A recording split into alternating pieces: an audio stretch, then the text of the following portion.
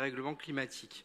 Travaux d'isolation, mise aux normes énergétiques, réhabilitation, raccordement au réseau de chaleur. Les enjeux de rénovation du parc parisien sont importants, que ce soit pour les bâtiments publics, pour le logement social ou le logement privé. Ces opérations sont coûteuses et doivent être anticipées, ciblées, évaluées pour améliorer concrètement la vie des Parisiens. En la matière, la commission d'enquête sur le plan local d'urbanisme regrette, je cite, que la ville ne priorise pas le type de rénovation en fonction de la typologie des bâtiments et de l'urgence. En effet, les résultats des opérations de rénovation énergétique du bâti parisien sont perfectibles. La ville doit être un modèle. Elle se dit, je cite, garante de l'entretien des immeubles parisiens.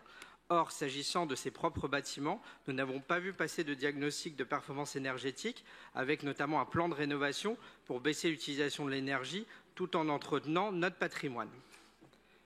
Il n'y a qu'à se balader dans les couloirs des bâtiments publics pour voir le travail qui reste à faire. Et lorsque des travaux ponctuels ont été faits, nous nous apercevons qu'ils ont été faits sans toujours une vision long terme et du bon sens. Je pourrais prendre l'exemple de délabrement ici même dans ces couloirs, mais aussi celui du ravalement de l'hôtel de ville effectué il y a 30 ans par la droite parisienne, alors que la majorité actuelle, au pouvoir depuis plus de 23 ans, oblige les copropriétés à effectuer ces ravalements tous les 10 ans. Au durable, vous avez préféré l'année dernière la décoration pour 1 million d'euros de la façade de la mairie. Cela démontre exactement, au fond, votre politique de court terme. Dans les écoles, et malgré le travail de nos directeurs qui recensent tous les travaux à faire lors des visites locales d'architecture, de nombreuses déperditions énergétiques existent. De plus, des matériaux polluants, ça a été dit par ma collègue ici présente, sont encore présents, comme les canalisations en plomb ou la présence d'amiante, alors que cela devient quasiment impensable dans le privé, avec la multitude d'obligations légales et de diagnostics pour les propriétaires. S'agissant du parc social, la ville a pris du retard.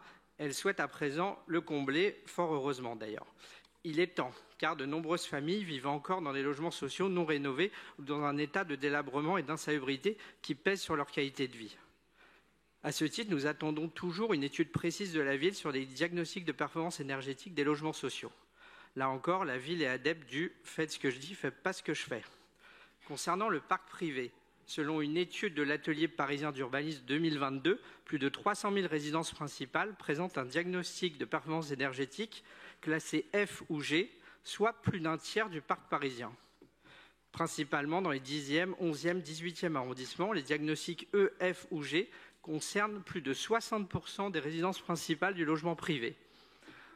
Dans ce contexte, et en complément de dispositifs de l'État et de l'Agence de l'habitat, ANA, comme MaPrimeRénov', la mairie a d'abord mis en place, avec l'Agence parisienne du climat, le plan Éco-Rénovons afin d'accompagner les copropriétaires.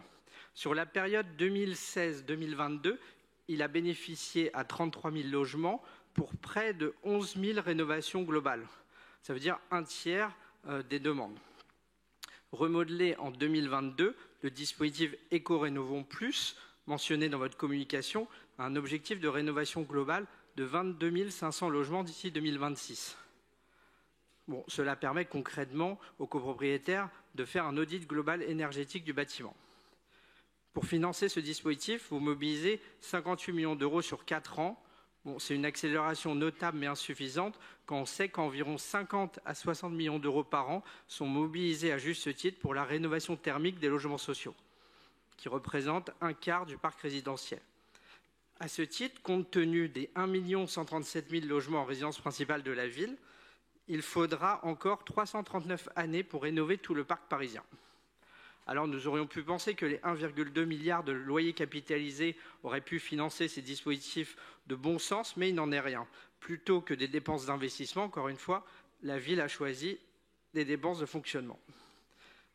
Par ailleurs, et enfin, vous comptabilisez 10 000 copropriétés inscrites sur le site d'accompagnement Coach Copro, ce dont nous pouvons nous réjouir. Mais bon, je ne sais pas si vous l'avez fait, mais inscription ne veut pas dire rénovation. Espérons qu'au-delà des inscriptions ou des demandes de diagnostic, les rénovations des copropriétés soient rapidement et concrètement entreprises. Ainsi, pour mener à bien la rénovation des logements privés de la capitale, il faudrait recalibrer le budget du dispositif ERP+, et le rendre pleinement efficace de bout en bout. Je vous remercie.